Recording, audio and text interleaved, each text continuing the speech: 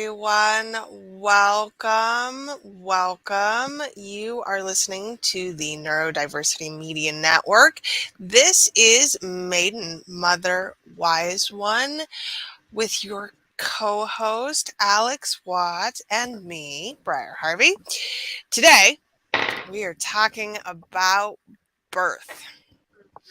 And I think this is such a loaded topic, right, Alex? So much happens in this short period of time. And we don't talk about it. We talk about pregnancy. We talk about babies. We do not talk about birth, y'all. We don't want to hear it. We don't want to know. We don't want to have this conversation. So I'm really excited to get into it and talk about some of the structural pieces. And I think we're going to have an amazing time. With us today is the amazing Jesica Randall. She is here to talk about her birth experiences. And I think between the three of us, we've got a range. So it will be a good time. Jesica, please feel free to introduce yourself. Tell us about you. Yes. Thanks for having me. I have three children that range from 11 down to 6, and I have 2 boys and a girl. And my birthing experiences, I think were all really positive, but I definitely did have a few things that kind of came up that I don't think is talked about very much amongst like women. Yeah, and I think that's like part of the main reason. I've also known you for 10 years. Like we had babies together. That was the beginning of everything, right? And so we also had a very different birthing experience and very different healing from the birth as well. So I think it's really great to have you on, and I'm really happy that you agreed to do it because you have a lot to talk about. So I was thinking about, like, before we had kids, how did you feel about birth, and like what were your thoughts around it before we even tried to have kids? I always knew I wanted to be a mom. I knew I wanted to have lots of kids. Um, I think the thing that stands out to me that's the most shocking is the first time I ever saw somebody breastfeed was when I was at work and I worked in a hair salon, and I was so appalled that she had the audacity to breastfeed in public, uncovered. And as Alex knows, I'm a really big advocate now for breastfeeding in public, uncovered, and like you just kind of, baby needs to eat and you have to live life, so away we go. I think that's like the biggest change and difference from where I started to where I ended up. Yeah, and like for me as well, I knew that it was always a natural thing. And I always knew that I wanted to advocate for other women to breastfeed or just have children in general. And then there was almost like a jealousy aspect because I was starting to struggle with having kids and I wasn't sure if I could, right? So for me, it was like, well, all these people are having kids and I don't know if I can. So I had like a little bit of a jealousy moment before we had our first son. So that did come Okay. up for me, right? So I was like, good for you, right? But and now, like, obviously, I'm not on that side of the fence anymore. So Yeah. knowing that, like, do you want to talk about your first pregnancy and kind of like the process of it, how it went for you? Because that's like that's all we know is Okay. the Yeah. first one, right? Yeah. Yeah. Um, I didn't really know anybody else who was having kids at the time. My husband's sister, she already had 2 kids, and they were older. They were like 5 and 3 when I met him. So it's kind of just me. I was really young. I was 20 when I got pregnant with my first. Um, we just kind of were like, hey, do you want to do this? And he was like, yeah, sure. And, before we knew it, I was pregnant. It happened really fast. And my pregnancy was pretty smooth. I think I had a lot of nausea and just kind of like discomforts of usual pregnancy. Nothing that really stood out. Looking back on it now, I think I had like preeclampsia closer to the end of my pregnancy. Yeah. That kind of went like unnoticed. And I think that kind of led to a few other like complications in my laboring process. So knowing that now, what do you think were your red flags for that? Because I want to share mine too when because I found out later, obviously that was the process, but what do you think were your red flags looking back now to kind of guide you through that you had that? I was really swollen. Yeah. I was really swollen. And like, I remember I had an aunt who kind of like brought it up to me and was like, are you okay? Like, this is not normal. And at that time in my life, I was the kind of person that would just kind of turtle in at that. And I was like, oh, am I doing something wrong? Is it me? And I was too afraid to bring it up to my midwife at the time. And I mean that. And then I gained like a ton of weight when I was pregnant with him. But I just remember the swelling. And then I would see like spotted dots everywhere. And I guess like vision issues aren't a part of pregnancy, but being my first, I just kind of was like, oh, this is normal. And yeah, this is normal, and that is clearly not normal. And I really, but like the ways in which we normalize all of these things because we're just supposed to put up with it. It's just supposed to be a part of the process. That was normal. That was normal, not normal. Yeah. And I feel like because there's so much of this like, oh, well, congratulations, you're having a baby. This is so exciting. Like you're bringing life into this world. This is so exciting. Oh, don't worry. It'll be worth it. All these conversations that we hear from other people instead of being like, hey, that's actually not normal. Do you need help? Do you have any questions? And even when you go to the doctor, they're like walking and they're like, okay, are you good? Did you check your weight? Are you good? Okay, I gotta go. That's the amount of time span they generally give you. If they find a heartbeat for the baby, they're like, everything's good. Meanwhile, we don't know that everything's good, right? Like there's all these conversations. And so for me, my first pregnancy, I was super sick. I was sick like more times in the day than I was okay. And I was like, oh, and then everyone's like, no, that's just normal.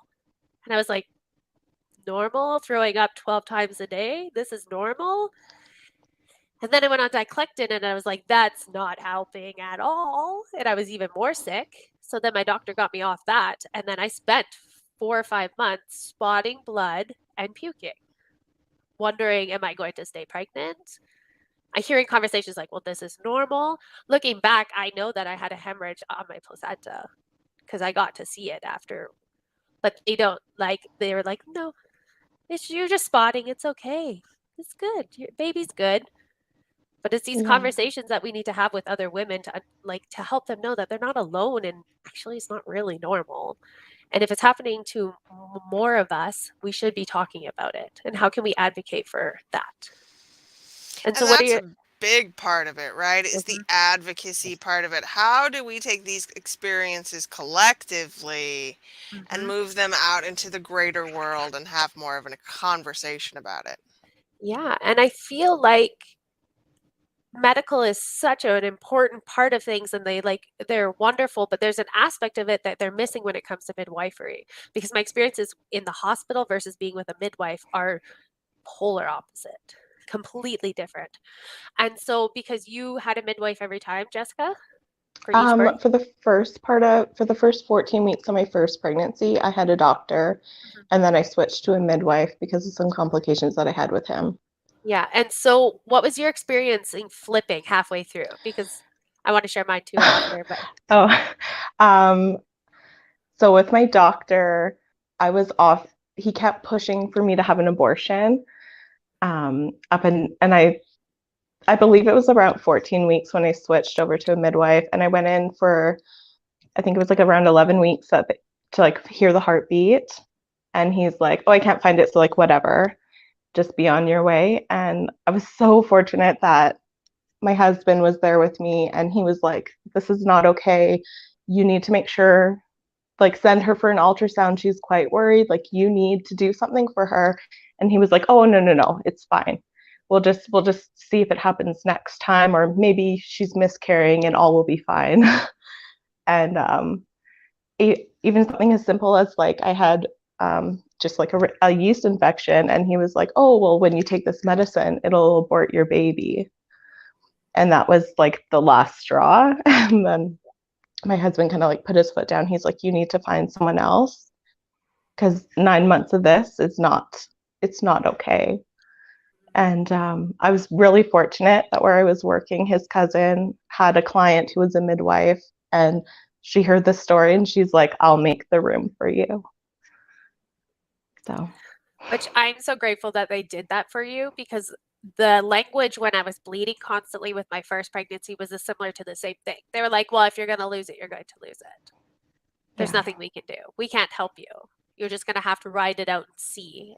Meanwhile, knowing now, it's like, well, I had extremely low hormones, and I'm lucky that I even had a baby. It's like, right? It's like all these things that I know now, but dealing with the doctor then was just kind of like, well, we can't do anything to help you, so just go home and make yourself comfortable.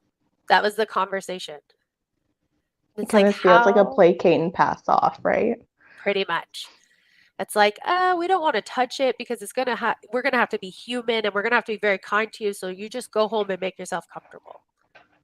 Instead of like navigating, is the baby okay? Am I okay? What kind of services can you provide? Actually, I'm the one that needs the support right now too. We're so often, like we were talking about, it's like, if baby's good, then it doesn't matter. Or if it's right, it's like we have to navigate more of, well, is the mother okay? Is this actually like something? Why are you insinuating that just because I'm young, I don't want to have kids, right? Because that's very, it's like, you don't know my situation. You're just being judgmental based off what you're seeing in front of you in this moment, not my whole, right? So it's that conversation of things. And then, so what was your postpartum like with your first? It was really good. I think I had a lot of family support on both sides. Everybody was really excited about us having a child, and I felt support through family, through community, and I made a lot of new connections and friends after having kids. That since becoming a mother, I've never felt the loneliness that I think that I read about on blogs and hear about a lot in groups, is that motherhood can be very lonely, but that has not been my experience. I mean, for me, because we became friends like right when we had kids, right? For me, had we not linked up then, I don't know if my mental health would have been the way that it was, because I knew that you were the type of person that we could just sit in the kitchen, let our kids play, and there's dishes and everything everywhere, and we would drink coffee, and you were cool with that. There was no expectations of like, let's go out and do something dramatic. And it was always just like, let's just create these old ways of connecting with people, because that's what it is. Like, our friendship has been this, it's really like a sisterhood, but traditional, like go to the park, do these things. And we talked about that recently. It's not so much as like, let's buy each other things or do that kind of aspect. It's like bringing our kids back together to have memories and childhood that like a lot of us are lacking, right? So I'm grateful that so I just want to say thank you for that. I'm not allowed to make you cry, I know, but no. I am grateful for that. So with the second one, your girl, what was that one like, your pregnancy? My pregnancy was good. It was different. In between my first and my second, I had a miscarriage, and that was devastating. So it was kind of like, I remember both my midwife and my doula telling me to wait before trying again. And looking back, I wish I would have heeded that advice a little bit more, but it was kind of like, I just want a quick fix to feel better. So we got pregnant like right away. And then there was like an element of, I guess, kind of like I've always like wanting all my children to be Earthside, but knowing if that miscarriage pregnancy had gone through, then I wouldn't have my daughter, right? And so it's kind of this tug, like pull back and forth of, I don't really know how to explain it, but no, I get what you're saying, and I know Briar understands that too. You wanting both, but understanding you can't have both. And so I definitely dealt with that a lot in that pregnancy. Also, we moved when I was 7 months pregnant, so there was a lot of stress. And then I ended up with gestational diabetes, so more stress. And then I was hoping to have a home birth with her. And knowing that that wasn't going to happen was hard to take. And she was giant, like she was a 10-pound baby. So I'm glad I had her at hospital and not at home. But the pregnancy, like, I think I was about like the 6-month mark when I realized that I had a lot of anxiety and a bit of like postpartum. I guess it's not postpartum if I'm so pregnant, but like a little bit of depression kind of setting in. Yep. And feeling the difference of there being a lot of community when I was pregnant with my first, and a lot of just kind of being dropped and kind of like, you're a mom and it's not so exciting anymore that you're having kids. And everyone's lives kind of went on without me. And it was kind of like, okay, that sense of like, maybe I don't want to say like attention and being important, but like just not feeling like people were excited for us. Yep. And I think that was hard to take, especially because you hear so much about the second one's harder than the first. And yeah, definitely. You know what? And although we are friends, our history and this kind of womanhood life that we're going through very much parallel, because for me it's like you had your miscarriage and I had just had mine, and like we saw the same OB within the same 2 months, and it was like that, like I wanted to share with you, but then all of a sudden you went through it and we had just shared that you got pregnant. It was like this back and forth of both of our hearts, right? But I'm really grateful that we've always had like the open dialogue to talk about it. But I was the same as you, because we had so many miscarriages between Parker and Bruin that I didn't even want to tell people I was pregnant. I remember peeing on a stick and being like, oh no, because it was positive. And I was like, oh no. And it's because like that huge part of me of constantly knowing that I was losing and not staying pregnant was like, what? Ugh. So then I remember just like telling you and being like, I'm pregnant. And then you were being like, yeah. And I'm like, I'm scared to get excited. I'm scared to tell somebody that we're pregnant because I'm scared to tell somebody that we're not again. And nobody was talking about it around me. It seemed like I was like the only person who did have miscarriages. I was the only one struggling. And so then when I got pregnant with Bruin, my giant Bruin, it was so different. I was still super, super sick, but it was like I knew that he stuck. And I had gotten pregnant with him after I had a miscarriage. It was 3 months after. So it was quite soon too. And I was told not to. But then my midwife was like, do it. And I'm grateful she did. But I had that same morning for you because I remember being 20 weeks pregnant and in my friend's birth as a doula for the first time. I'm watching her roar her baby earthside and the power that she had on her hands and knees, holding my hands, squatting, screaming, being so powerful, being like, this would have been my other child's birthday. This would have been the day that happened for me. And then being okay with it. And like that was, I think that experience really healed it for me, really healed the loss, because I got to witness somebody else bring their baby earthside they've always wanted. So then just being pregnant with Bruin was a lot of back and forth because he was a very large baby as well. So they were like, does she have gestational diabetes? No, she doesn't. Does she have this? No, she doesn't. Is she losing the baby? Was it twins? Because that was a conversation because of bleeding in the beginning. And I'm like, I don't know. And then he came out a whole 10 pounds, 4 ounces on fire. And I had a midwife, and she was wonderful because we checked into the hospital because I had a C-section with the first child and had a walking epidural that never worked. And everything wrong you can think of in a hospital birth happened, to a second one where she's like, check in and go for lunch. I didn't even stay at the hospital. I just checked in and I was like, let's go, Jessie, let's go for lunch. Like, I don't need to stay here. She said we can go.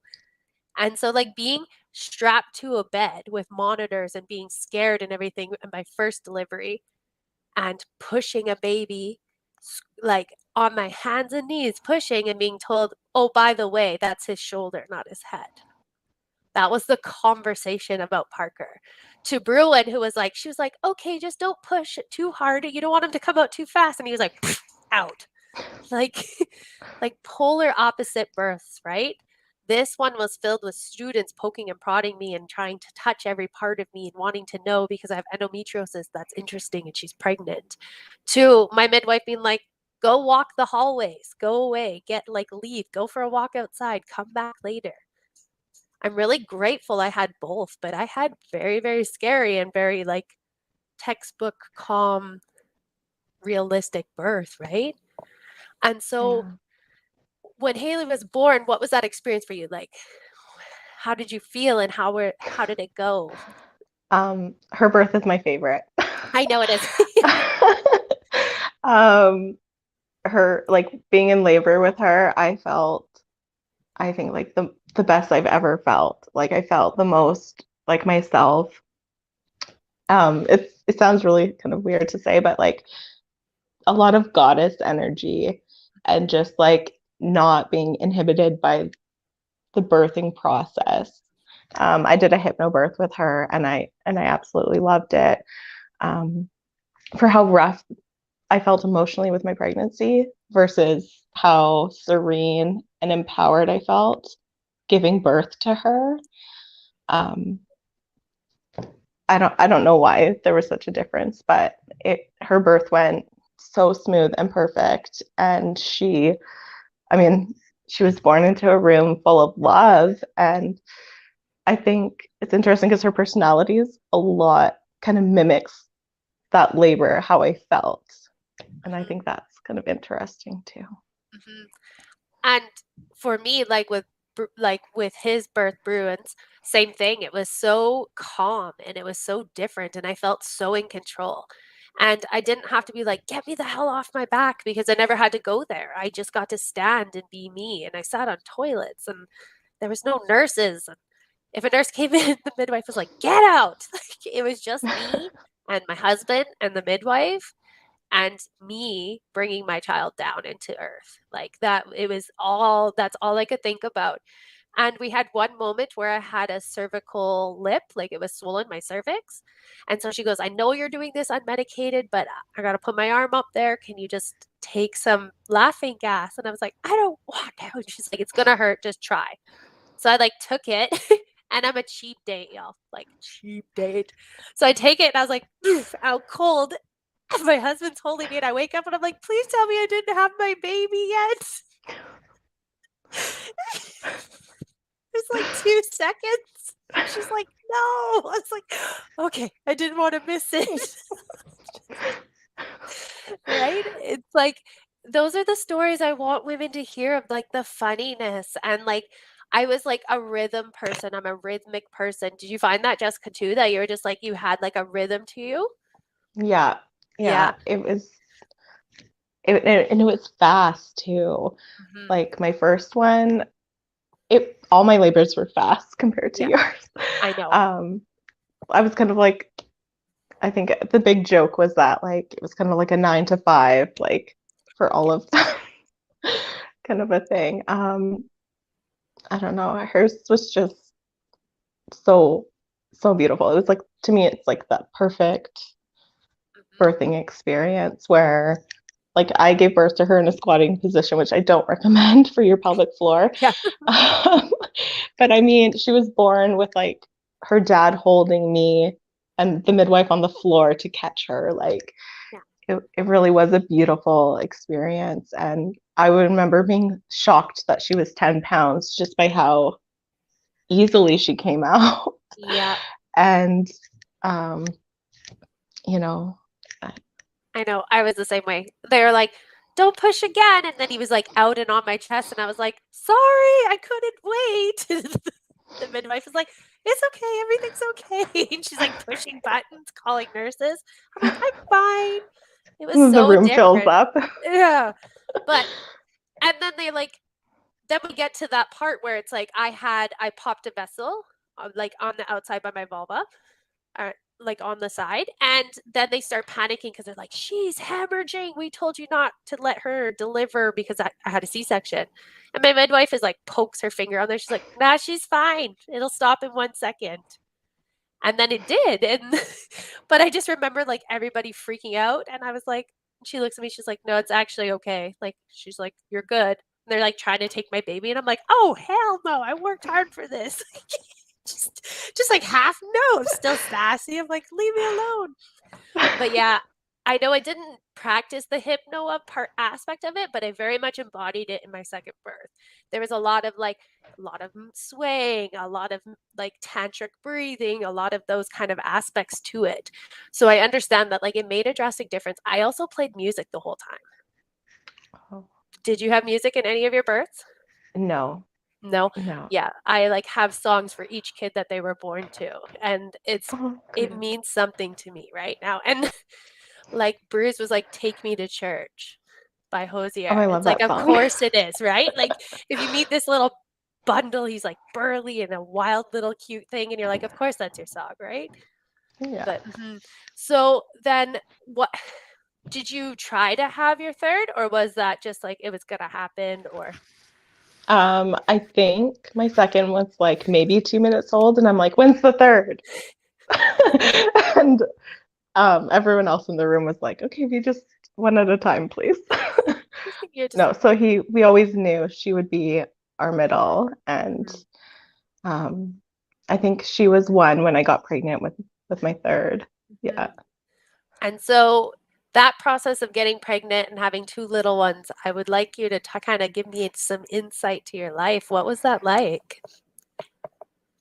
Everyone always says that 3 is like the hardest. So I just kind of gave into the chaos. And I think my hardest was having 1 because I didn't know what to expect. And he was kind of like the first baby in a really long time for my family anyway. So and then with having 2, they were 3 years apart, and I just kind of again gave over to the chaos. And I've always just been kind of like of the mind, I don't know what to expect, so whatever happening is normal. And then with 2 that were about 21 months apart, we just kind of, I mean, you were there. We had pajama Fridays where we would have people come over to the house on Fridays, and we would make breakfast and stay in our pajamas all day. And we'd spend a lot of time with Alex at her house, or she'd be with us. And we just kind of raised these kids together with a community of women, like-minded women. I've actually been really lucky to have a few friends who are like Alex, who just, they don't mind the dishes or the dirty floors or the pile of laundry that's there. And we just let the kids play and have a cup of coffee, and we kind of tackled life together. And I think that made things so much easier because there was I never felt judged or like an expectation that I had to have a clean house, that I had to have like the certain snacks, or I wasn't allowed to put the TV on. Like we just kind of all were doing the same thing. I guess like the expectationless life made it really easy. And I was okay to use the excuse that, well, my kids are little, so it doesn't matter if I didn't do laundry today. And I also have a husband who's very calm about things. He's really laid back. And if I would spend the whole day at a friend's house with the kids and get home just as he was getting home, he was never upset that dinner wasn't made. We just kind of rolled with it. And I think that made things easy. Yeah. And like, I'm grateful because we gave what we had read to each other. Like, we read these parenting books and these like childbirthing, and we're like preparing for all these things. And then we were brought together, and it was like, okay, we gave each other what pretty much our families weren't giving us later on when we had more kids. We became family, and we are family. Yeah. Like, there's days where I'm like, hey, you want to pull the kids out of school? We could use like just a hangout day. And I know that you're always down because you understand what the mental health aspect is for our children as much as it is for each other. And so sharing like our birth stories and sharing our motherhood together and sharing our losses together have played such a big role for me that it changed everything. Although I was being this person for everybody else, I got to share who I wanted and who I needed for myself with you. And that's like, that means everything. I know I'm not going to make you cry, but that does mean everything to me. And so knowing that I could call you and be like, hey, like no judgment here, but like, what do you think of this? The boys feel this, especially when they're little. It's like, and like her son comes over, her oldest, and comes and gives me a big hug. And he knows that I'll like poke at him and stuff, right? And they talk about, when we talk about family, or they're like, careful of that auntie, they know that when they're talking about the sassy auntie, it's me. It's not, I'm the one to be worried about, right? And but also you also followed me through my doula life. Like I was able to decompress with you, and that played a vital role because I have witnessed every kind of birth. We all know it. Every kind, good, bad, and the not good at all. And I've been there and I've held space for them. But in our community, I didn't feel the connection to other doulas, not because they're not wonderful. I just didn't. But I had you, and I'm really grateful for that. There's so many times where people just don't understand unless they've been through it. Like I remember the first time I told you I saw a true knot in an umbilical cord, which is where there's a knot in the umbilical cord, and generally babies don't always live past that. And I was like, you'll never believe it. There was 2 of them. I remember sharing that with you. Powerful things. And then like hearing like, because you're so passionate about birth and helping other people. So I want you to, if you feel comfortable, to kind of share about how you feel about breastfeeding and how you advocate for other people and kind of why you're so passionate about it now. I know. I don't know. No, you did. I guess the first time I breastfed in public was at my husband's annual family bowling thing. And I remember his 2 aunts. I'm going to try really hard not to cry while I tell this. Hey, don't cry. Yeah. We were there for like a good 4 hours or more at the bowling place. And I had to breastfeed, and I was really, really nervous about it, and I couldn't get him to latch, and there was like no privacy, and my husband's entire family is there, and I've known him for like maybe a year and a half at this point. And his 2 aunts, they grabbed a couple of like the baby blankets and they boxed me off in a corner, and they held the blankets up, and I felt so I felt so held in that moment. And to experience like womanhood in such like it was just so much love. And I don't think that every woman feels like women band together to help her, especially in such a vulnerable and as natural as it is vulnerable to breastfeed your child, especially at 21 in front of, a bunch of family that you don't really know. I think that was a really profound moment for me. Sorry, I'm like trying not to you're cry. so good. You're doing, no, it's good. You share that. That's kind of like the moment where I realized like it's okay to breastfeed in public, and it's like it's okay. And then the next time I breastfed in public was like months later, and I realized that the cover was just kind of it drew more attention than it was worth. Like I didn't feel like it was helpful. I felt, because like the baby's throwing it around, you're trying to cover up, and things get knocked over, and I was in the middle of Starbucks, and I was so flustered, and I was having coffee with a friend, and I'm so thankful. Like she had her 3rd child when I had my 1st, and she was like, how can I help? And I was just trying to like hold it together. And an elderly man who I don't know this person, he came over and he was like, you dropped this, and he's like, you're doing a good job, and he kind of like squeezed my shoulder, and I was like, okay, like I don't know what it is about like just having the okay from like an older generation that's like seen some stuff, just be like, it's okay that you're doing this. And then from then on, I just was kind of like, everyone else is just living their life, and I just need to go on with mine. And I mean, like we were just talking the other week about how we used to go grocery shopping at Costco together, and we would just rest them on top of the cart, like where the handle is, and we'd be breastfeeding, chatting, and pulling stuff off shelves, like. Yeah. And nobody paid attention.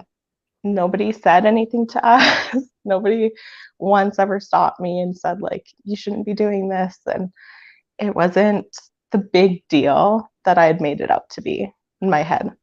Yeah.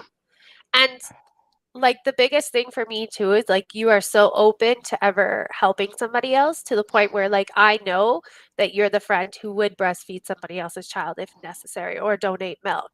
And to know that we have these conversations, because I know lots of women who, they use the milk donation and they use those supports because that is the best option for them, because their child has something going on, right? And you always advocated for that as much as I did. And I think when we started to normalize, like, hey, just breastfeeding a baby, walking around, talking to each other people normalized it too. They were like, okay. And I remember I had a similar moment where I helped a mom at the old museum. They had a kids' play area, and she was sitting there and she had tears streaming down her face.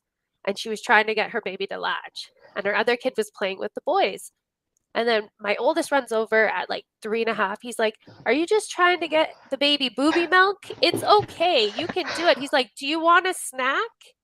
And he like offered her his snack. And then she was like, then she cried harder because she's like, I can't believe your kid is so sweet. And I was like, but he's seen stuff. Like he's seen this, and he's seen the way that we love on other women and we support them in motherhood and birth and everything around it. It's like he's seen it. And that's the way that we would treat each other. So therefore he's going to treat you, even if you're a stranger. I think what was so important to me also is having a son. Like I have 2 sons, and especially for my oldest, like he's seen me breastfeed 2 of his siblings, and I've always felt very supported in everything that I do by my husband, and I really wanted to raise a son who would support his wife and not balk at anything if she wanted to breastfeed. I think that was like a really conscious point too, was raising a child who saw me breastfeed, who was open about it, and really normalize it. I also have 2 nieces that they're old enough to watch me breastfeed my 3 kids openly.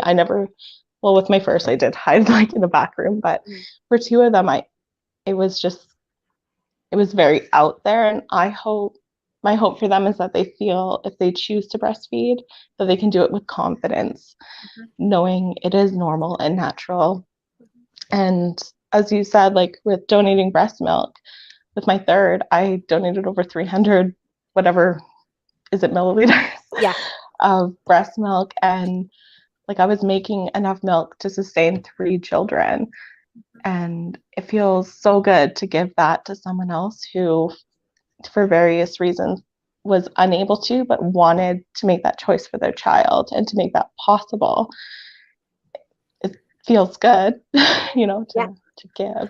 Yeah. And also, but like we never judged, right? Because with Parker, my firstborn, having my C-section, having all those complications, being like, you name it, not great, like tearing on the inside and then getting him cut out and all those things, I could not breastfeed. I tried. I remember sitting there trying and trying and crying and putting him to my chest and doing skin to skin and telling everybody like it's not working, there's something wrong with me, but never once having a doctor or anyone advocate for like, well, maybe a prescription or how can we help you.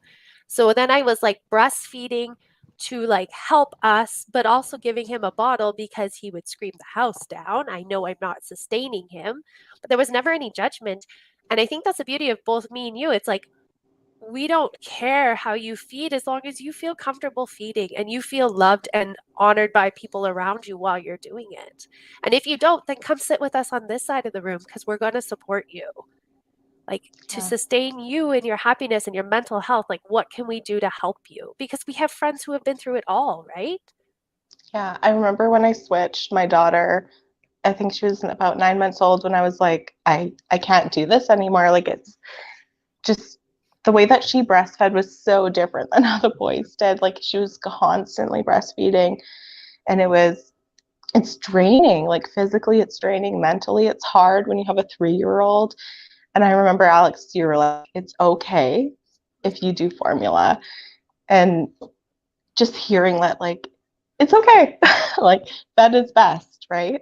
Yeah. It doesn't matter how they get that way, but it's okay. And like, because I'd only breastfed up to that point, I was so confused about how to even make a formula bottle and how to leave the house with it. Like you were a huge support in knowing what to do, because I wasn't getting any information from my doctor about how to do that. No, and I'm really grateful to share that with you and always like support you and to support anybody. And I think that's the thing is people realize it's like, I'm never going to tell you what's best, but I will advocate till the end of time when you do make a decision. I got you. It's really a shame that whether it's formula feeding or breastfeeding, we're so militant about it that we can't have open and honest conversations about it, or what could help, or what could fix the problem.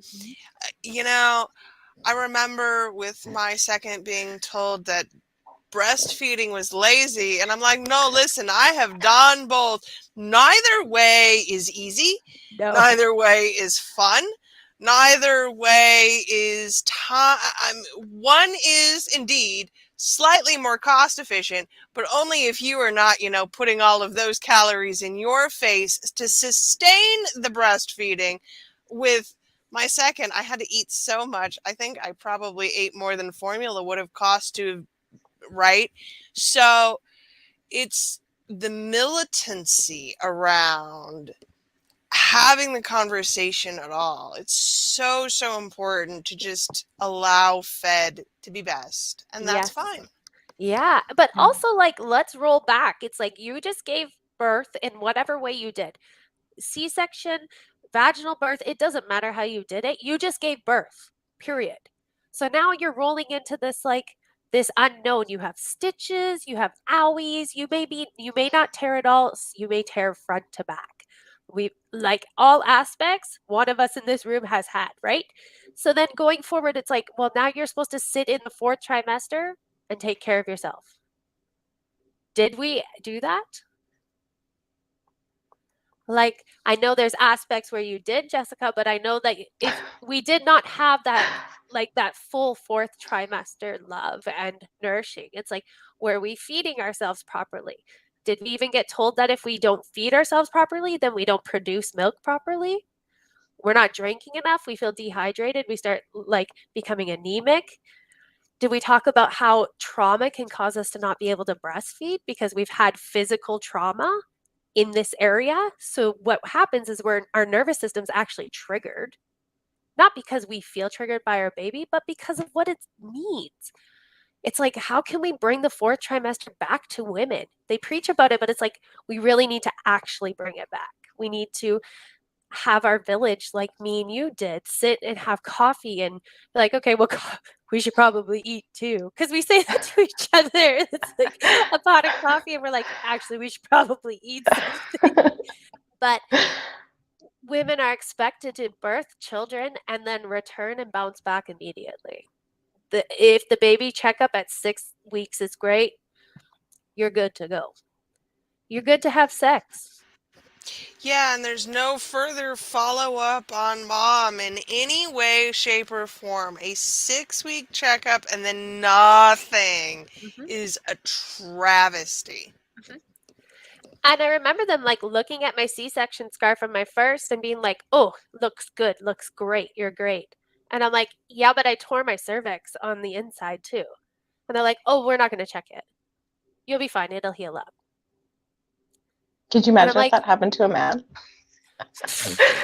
Right. Girl. That's it right there.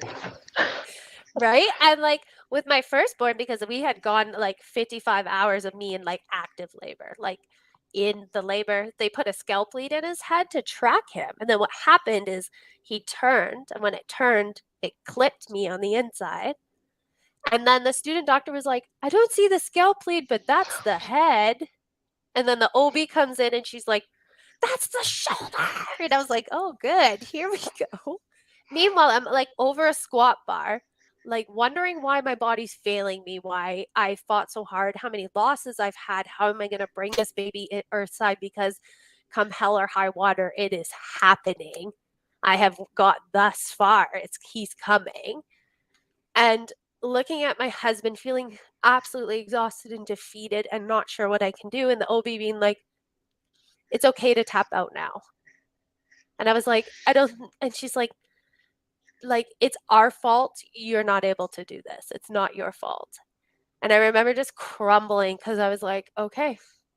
Like, she's like, we can try 4 more hours. She's like, but you're like, she's like, for best interest of your mental health, I'm gonna say let's not. And I haven't heard of women going that long in the hospital before. And they were they know, right? Like, it's not common, but I know that they knew that I was like, I'm doing this. And it just, yeah. So knowing that they're like, oh, your C-section looks good, just carry on. You can have sex in 6 weeks. It's like, the whole inside of me is not good. I don't know how we're going to like accomplish that. And then to Bruin, who's like, no tearing, 10 pounds, out like butter. And she's like, you're fine. I'm like, you're good. I was like, okay. But my midwife did really advocate for my mental health after. She really wanted to make sure that I was good, not because of my birth, but because of how much loss I've had before that birth. That was a conversation that was brought up quite often, was how much I had been through before that happened. And she looked at me in my birth, because my second birth was only 8 hours. It was not very long, start to finish. Water broke 8 hours later. And I remember I was like 8 centimeters, and she could see the blue line on my butt crack, which means I'm dilating and baby's coming down. And she said, you need to let this shit go. She's like, I need you to yell at me. I need you to get mad. I need you to let it all go. You need to be sad for all the loss. You need to scream about your C-section. You need to get really mad. And I just like lost it. I'm pretty sure everybody heard me. We went into the employee hallway in the hospital and I just raged. I raged in a way I have never felt. So primal, so like determined that I was going to let it go to become something beautiful, and it did. And I know you've had those moments too where it's like, okay, I'm going to surrender, right? And in birth, that moment of like that peak moment where we're like, nope, I give up, I'm not doing this, I'm done. And then it's like our primal like takes over after that, because that's when your baby is coming earthside and coming to join, but you're like on the cusp of it and you're like, no, I don't want to. And every time I hear a woman say, no, I'm done, I give up, I'm done here, I'm like, the baby's going to be here in the next hour. That's you rolling into your fear. And so do you have like any thoughts on that? Like, do you have any stories about that? I think every labor brings a trial for you. And it's some kind of, like you said, like it's a fear or some kind of a, like something blocking you usually comes to the forefront. And especially with my boys, I had, I remember feeling like scared, but also feeling incredibly alone for both of their labors, and just the sense of knowing that I was the only one that could get me through it. And just kind of like when I look back and I think on that, I was at a point in my life where feeling alone was utterly terrifying to me, but also knowing that I was in a space with when I was pregnant with both my boys, where I did have a lot of fear going through, and that I was the only one that could get me out, and then experiencing that in labor and then coming through it. And then you kind of like have like, I guess like a big epiphany and realization that like you're stronger than you thought you were. Yeah. And you can do it.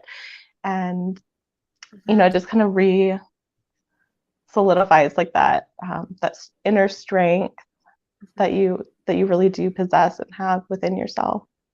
Yeah. And like standing on that bridge, that like ring of fire right before they're coming out, knowing that like that is the bridge between there and now, that spot for me is unlike any other feeling I've had in my whole life. It is Did you find it comforting? Yes, I did. Okay, good. Because people told me to push into the burn, and I was like, it actually feels good. Like, it's comforting. I feel good here. I feel strong. It's like that one moment before where you're like, when they come out, they're breathing. You know this. This is right. And for me, it was super healing because it was like all these babies that I wanted and I always dreamed about and I fought so hard to try and have. And now we are like one push away from that. And I call it the bridge. We talk about it. It's like standing on the bridge, waiting for that one step to here. And right there feels comfortable. Yeah, because it's like you're almost there, right? Mm-hmm. Yeah. And did you ever have that moment? You're good. Ever have that moment where they're like, touch your baby's head? Did you have that experience? I did. With my third, I had a water birth with him, which is like, I wanted that with all of them, but I finally got it with him. And yeah, so I was in the water. He was crowning, and I had a doula, a midwife, and my husband in the room. And nobody in the room knew that he was crowning except me. And then the doula was like, "What are you doing there?" And then she was like, "Oh, he's coming out. The head's halfway out." And then everyone kind of jumped too. But yeah, it was like it's interesting to like kind of feel like what's going on down there because everything's so different when you're obviously pushing a baby out. Yeah. And like for me, it was like I had that moment where I had to take the laughing gas, and then I thought he was born magically in 2 seconds that I fell asleep. And then it was like that moment, she was like, "Well, he's coming down, like when you're ready." And I remember my husband grabbing my hand, putting it down there, and he's like, "Your baby has dark hair like you." And I was like, out he goes, because that was it. And it was just like an immediate reaction, right? Because I was so excited and I was so inspired by just that little bit. And so I got to feel him coming out. Like I'm the one, we push babies out, but when we're catching our own babies, are feeling them on the way out too. It's just a different experience. It's so different. Mm-hmm.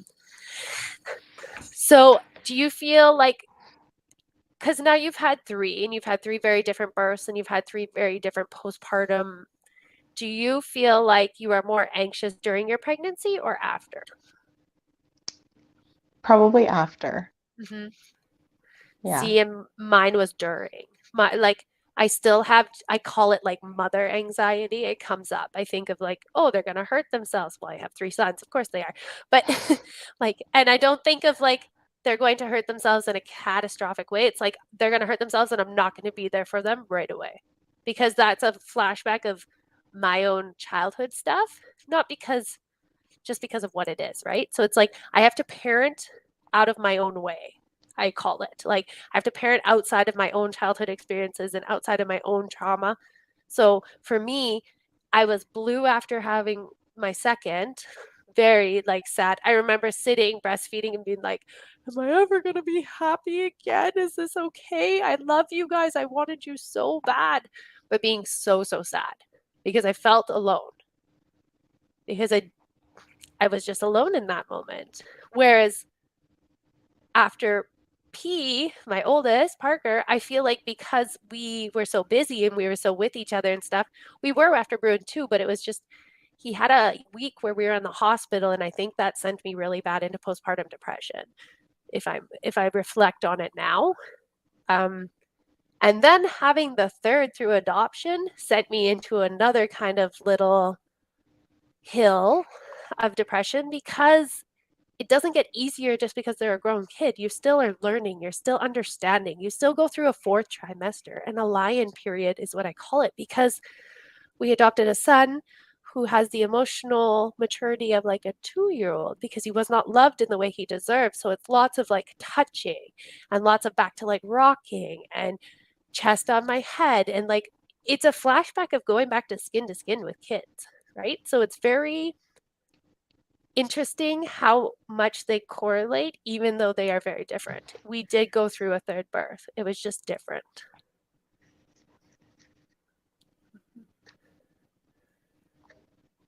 I'm trying to not say too much.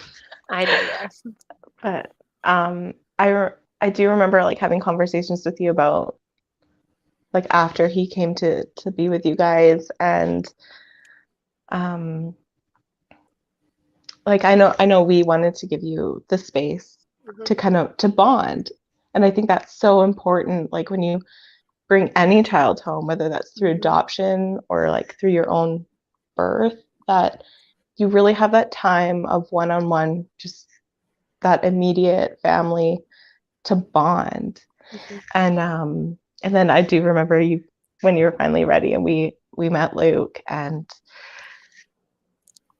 I don't know, like he's just so meant to be with you guys. And I know it's been challenging. But I think it's kind of funny how similar my 3 kids are with your 3 kids, and how in different ways, and they kind of like mix and match every once in a while who's doing what. But it seems like we have, I don't like, I guess we're fortunate to have each other, the children that we have, and to see like where Luke is with you right now. I hope you can see that like there's another side to it, and you're so on the road to it. And it's beautiful to watch. And I appreciate you for saying that. And I know it's been like it's something people don't talk about. We always talk about how great it is, and it is.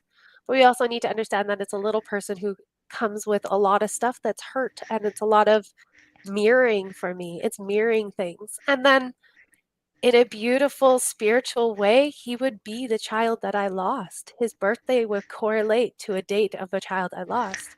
And he was always meant to be part of our family, and I'm grateful for that. So even when it's hard. But I really appreciate you joining today. Sorry, Briar. No. Thanks for having me. So great. So great. I'm so glad that we could have this conversation. Jessica, where can people find you? Anywhere? I don't know. Do we want to be found? I haven't really thought about it. I'm not on Facebook or any social media. I kind of took a big hiatus from all that a few years ago, and I've just been really enjoying like the extra time that I have to devote to my family without being on social media. Good for you. Alex has my contact information if anybody wants to reach out. I think the best way would probably be through Alex. If that's okay. Yeah, absolutely okay. And so next time, Alex, we're doing the really fun one, right? In 2 weeks, we will be talking about infant loss.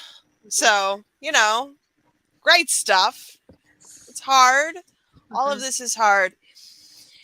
Tomorrow, I am hosting a workshop with the fabulous Maurice Lowen. We are talking about creating communities. And I bring it up because what the 2 of you have built for yourselves here is really, truly remarkable. And I hope you recognize how powerfully significant it is. Not just in your lives, but in your children's lives. They've got family of choice, and this is such a difficult thing for people to find and build and acquire in their lives right now. So Marisa and I are going to be talking tomorrow at 4 p.m. Eastern. Please join us if this is something you desire. If you look at this and go, shit, well, I want that, please come sit with us so that we can talk about how you go about building physical structural communities so that they are available in times like this when we need that structural support. Alex, this show is so great. I'm just so delighted that you have been my media guinea pig, and I'm super excited for the rest of this series. The next episode is going to be hard. We'll have lots of warnings around it. Yeah. And also, it's really an important conversation for us to have. We don't talk about pregnancy. We definitely don't talk about loss. Mm-mm. So be aware that that's what's coming. And if you have room in your heart for it, we would love to see you back here in 2 weeks. Thank y'all so much for being here. You are both a joy and a delight. This has been so great today. And y'all, we'll talk to you again real soon.